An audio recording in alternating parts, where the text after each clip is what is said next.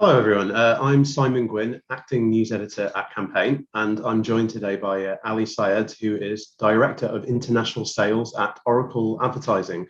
Hi, Ali, welcome. So today we're going to be discussing a topic that I think is probably on everyone's minds at the moment. Now that we're hopefully approaching the end of the pandemic and return to some kind of normal life. What does that mean for your media marketing and technology plans? So Ali is going to be sharing some strategic insights during this conversation. We framed this as the three must-ask strategy questions because, as everyone knows, sometimes knowing which questions to ask is the hard bit. Once you know which questions to ask, the answers can sometimes present themselves. So those will be popping up during the conversation. And then there'll be a bit of time at the end of the session for Q&A. So please do share your questions with us. Ali, I wanted to start by looking back over the last year in terms of the ad tech market. How do you think it's fared during the pandemic? Thanks, Simon, for the introduction. Glad to be here with you. So it's interesting. I think it's no doubt been an absolutely wild year this year, and that's not just because of the pandemic. I think there are so many other things that have occurred, particularly within the ad tech space, that are going to impact or have critical impact to the decisions and the strategies that marketers make over the coming years. So. And that goes from things like Apple's decision around the IDFA and its privacy first thought process. We've got the cookieless scenario that's happening or upcoming, and people are thinking about that quite heavily now as to how they're going to pivot their marketing strategies. And really, the question here is this the right time? Is this the perfect opportunity for me and our brand or our business to start looking at whether we have the right infrastructure in place to future-proof our business, and whether your pre-pandemic goals are really still true to what they are today, or how things have shifted, and for you to be able to shift with that. So I think that's probably the first instance is to ask those honest questions where you are today, to really start being able to build a foundation of your assessment as to what you're going to be doing going forward. And we see this regularly with a number of the brands that we work with. More often than not, that they've seen success in an uncertain climate because they've had the ability to use insight from the data that they're collecting. And not just from us, but from other sources as well. But one source obviously coming from us as well is that they're able to use that as an opportunity to pivot how they're looking at their business. And this is where you see a lot of companies that have been able to ride through this tough particular time to be able to figure out how they're going to start strengthening their business back when things start going back to some level of normality. Back of that. So that's where I would probably start thinking about that. And I think a really good opportunity to, how I really love this. So, I'm a huge fan of Benjamin Braun, who's a CMO of Samsung Europe. And he's recently written about not just using your gut instinct or gut feeling, but using more evidence-based approaches. And he talks about econometrics and, marketing mix modeling, which I think is a really, really, apt way to start thinking about how you're going to start connecting your marketing with your specific business outcomes as well. When you see businesses that have a suboptimal setup in terms of their marketing infrastructure, what kind of mistakes or oversights do you think are most common? So I think, I think the first thing to look at is how much control you have over your marketing plans. And what I mean by that specifically is the execution of that. So, whilst you might set the strategy and set the direction, a number of brands that we speak to, whether they're existing or new customers, a lot of their responsibility falls on their media partners that they have. And, you know, for me personally, I think, you know, if you are part of a brand that is building a strategy for your own brand, you're the custodian of that brand. It should be, you know, upon you to really take that responsibility to drive the execution of what you're trying to look at. So I think that's the first thing that we see, that a lot of the questions that are being asked tend to get pushed towards media partners. I think the second thing is that with that in mind, then you don't have that oversight. The data that you have might come to you in a delayed way. So the way that we present our data is in a real-time fashion, and we, you know, our intent is to be able to use that in an actionable way. So, you know, let's just take viewability as a very simple example, as the most baseline foundational, you know, point when it comes to advertising. Is that the question generally gets asked is, why is our viewability so low? But really, there's not the ability to action against how you're going to do that. A lot of it is post-campaign analysis as opposed to real-time execution. So that's where I think, you know, just as one example of where we see a number of brands do struggle. On the data issue, I think for marketers to be able to operate effectively, they need to have a robust set of metrics, but also need to be able to make sense of the data that they have, which can be quite hard work. Do you think that how should I phrase this? Do you think that measurement has risen to the occasion of delivering those insights in the last year? Yeah. So, you know, measurement means different things to different people, I think, and the way that measurement is looked at. I mean, we call our solution of measurement because we are looking at everything in this particular case of what happens before the click. So the activity that the customer or the consumer is taking before an action is actually taken, then to take them to a specific page or a call to action to execute. Measurement can also be encompassing in, you know, when you get to the CX part of the funnel. So when we talk about measurement in this specific capacity around what we're doing here, you know, our solution will not work for everyone, and our vendor solutions might work in one instance, but not work in the other instance as well. So, you know, I think it really entirely depends on how, first of all, how clean your data is, first of all, and whether you're able to glean insights out of that. So without having clean data sets, which is really where we look to start at a foundational level, when we talk about stabilize, is one of the pillars that we look at when we build our relationships with our customers, is that where are you on as a baseline? And then we then look at that to then start, you know, elevating the conversation to start looking at more technical integrations or more, you know, sophisticated approaches to marketing when we start going into the other layers of what they do. So it really entirely depends. I mean, in most instances, as I previously mentioned, a number of the brands have turned to us for support to try and understand what they might be doing wrong or what they can do differently to be able to continue to drive growth in their business during challenging times. So I would say that there are cases where it's been successful. There are other cases where it's not, and those are decisions that businesses have taken, for example, to cut marketing spend quite heavily, as opposed to doubling down in some instances. There was an interesting case study you had, wasn't there? Looking at one of your clients and comparing its performance on TikTok and Instagram, I think. Yeah, so this is a really good case study, actually, where one of our CPG clients, they came to us to really try and understand, you know, the efficacy of the creatives on different platforms and what responsiveness that they're going to get in terms of engagement from customers. So we set up almost like a scientific experiment, it's like a hypothesis really of asking that question, which creative assets work in which particular platforms.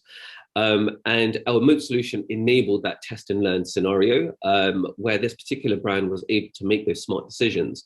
And so, for example, where we saw, you know, the rate of ads with Audible and fully on screen, you know, TikTok drove the strongest performance in those terms across viewability and audibility. But then in other instances, we captured high amounts of engagement and attention across highest video percentage completions in other platforms. So, you know, it was a really interesting insight for that brand to actually start thinking about how they can use our measurement solution to start thinking about their creative assets and where to place them and when as well. Given that we're able to, provide log level data for our solutions, what that actually means is that they can look at this at an impression level to be able to start understanding the dynamics of the relationships of their creative assets with their media execution, and then how that interaction actually takes place in a live environment. It's interesting to hear that those platforms have different kinds of strengths, and advertisers need to think about how they prioritize those within their overall objectives. On the trend of measurement, what else do you think brands can be doing today to set themselves up for success? So the first thing I would say that brands need to start thinking about doing, and this is, by the way, Simon, I'm no expert when it comes to the CMO's office. I recognize how much there is when it comes to how broad a scope that this office has become. It is, a beast. And not only are you a marketer, you're a financial consultant, you're a strategist for your CEO's business. You're being challenged by the CFO on the money that you're asking for. There's huge amounts of challenges that are there. There might not be many CMOs even who would call themselves an expert on the CMO's office. So just to set the scene there, I think what I'm talking about is the experiences that we have with speaking to marketers and to the C-suite around the challenges that they face. And for me, I think one of the things that we tend to see quite often is that the strategy isn't necessarily executable. And when we talk about that, we build a plan that looks fantastic on paper, but really then the question then asks is that when we get to executing, can our teams actually go out and deliver against this? Is the first point I would say is that the question that needs to be asked, because it's not an answerable question, really. It's a question that is, a work in progress in this particular instance. The next thing I would say is that how are you linking your business outcomes to your marketing strategy and execution against that as well? So, again, within the marketing office, you think about, lead generation and growth and user acquisition. These are multiple different things. These are the lifeblood of how a business is going to operate. So are those attributes of what is needed in the growth plans of a business directly linked to the metrics that you're trying to measure and create in your marketing strategy? That's probably the third thing that I would look at. The second thing. And the third thing, and not being the last, because there are many other things that you can look at, but the most important, one more thing that I would look at is connecting marketing and sales teams. There's always been what I would call a creative tension between marketing and sales. And, we see many quips about, it's marketing fault versus sales' fault. So I think in that particular instance where there needs to be an element of real collaboration across the whole pipeline from lead to cash. But that's a B2B term, so I apologize. But even it's relevant in the B2C environment as well, where you're looking to drive new users or new consumers into your pipeline. It's the same question that's being asked: is that how is this integration and collaboration going to support the growth of the business? So those are the three areas that I would say, Simon, that I would probably start advising our clients to start looking at in the first instance. And just on a slightly different point, I think for most businesses in the last year, they've been considering racial justice, diversity and inclusion and things that, particularly on the back of the growth of the Black Lives Matter movement. Yeah. How do you think those considerations weigh into the other topics that we've been touching on so far? Okay.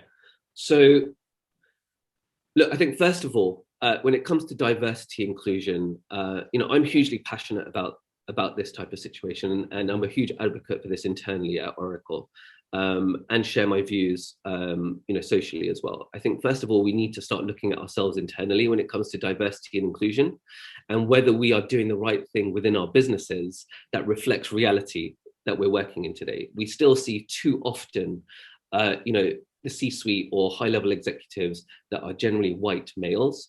We have a lack of Black and ethnic minorities in our businesses at senior levels.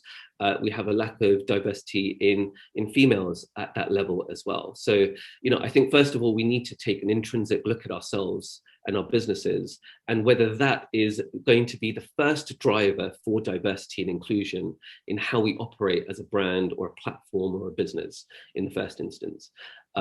Yeah. And just quickly, in terms of brand safety, which very much relates to that, Yes. what kind of considerations do you think marketers need to have at the moment? Yeah, so leading on to that, so brand safety again it's very different for in every single scenario, and I think that that point around diversity and inclusion naturally, aligns itself with brand safety as well. You mentioned around Black Lives Matter.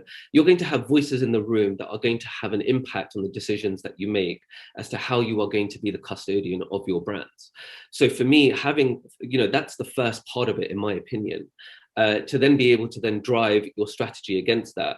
We have tools that are available that protect your brand across, the 12, or the dirty dozen, as we call them. You can then use that to expand on your contextual intelligence on specific, positive or negative targeting around that as well. I think we just got a time check there, James, so we probably want to open up for questions. That's where I would probably look at, Simon, is that first, look at ourselves intrinsically, allow that to create the reflection of how we're going to then go to market as well. Okay, I'm not sure we've had any questions yet. Oh, here we go. Great. Well, so yes, please do post your questions now. We'll go to this one. What's the one data point that brands are ignoring when measuring success? I'm sure there's not a straightforward answer to that, but go ahead. Yeah. So again, I think it entirely depends on the type of business that you are on the one measurement. I think that how I would actually frame that question is that the question that I think that is being missed constantly is the relationship between your marketing metrics and the business outcomes that you're trying to achieve. That's the question, in my opinion, that we ask on every single occasion with every single customer that we speak to. Okay. Any others? Well, let's go back to some of the other stuff that we'd chatted about previously. One of the other themes we'd discussed was block lists and progressive content. What are the thoughts at the top of your head about that?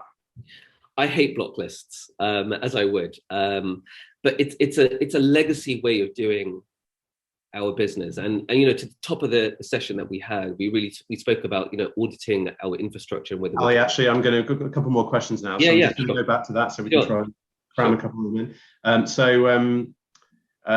Do you think that CMOs are getting better at communicating value to the C-suite, and how can data help? Yeah, I think this is a great question. I think to enable CMOs to get better at speaking to the C-suite, they need to speak to them in their language. So if we are talking about, speaking to a CFO, we need to be using, numbers, like clear identifier numbers that are attached to business outcomes. That's how you're going to get what you want. And this is not me speaking. This is coming directly from, one of the major individuals within the marketing world, as Benjamin Braun, is like using econometrics to drive your decision making. Okay. Now I must go to this one. Somebody asking, what are the 3 strategy questions that all marketing leaders should be asking to prepare for the future? So do you want to run through them, or I can read them. So I'll break them down. So the first one is our tech that we have now fit for purpose going forward? Number 2, does our strategy align to our ability to execute? And number 3 is, are we internally aligned to collaborate to be able to produce the growth that we're looking to drive? Great. Okay. I'm sure you'll be able to share some further insights on these and everything else we talked about if anyone's interested in getting in touch.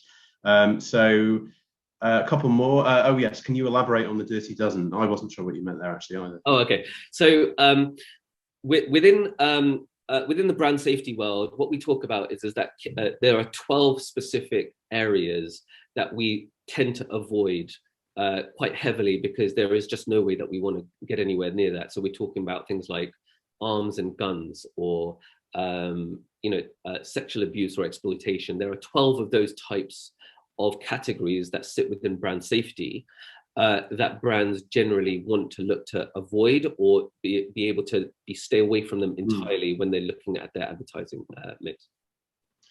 Okay. We're just about to run out of time. Any last thoughts? Any kind of most important things that you'd like people to take away from this? It's been all too brief, hasn't it? It has. It just goes too quickly. So what I would say, Simon, is that ask the questions that are going to give you the answer. The hardest questions are generally the ones that are going to have the toughest outcomes, but those are generally the right places to start. And be brave, I would say, in speaking truth to power. Like, ask the right questions that you think that are going to enable you to be the custodians of the brands that you work with. Okay, Ali, thank you very much. Thanks to everyone for watching today, and I hope you enjoy the rest of the event. Thank you, Simon. Bye.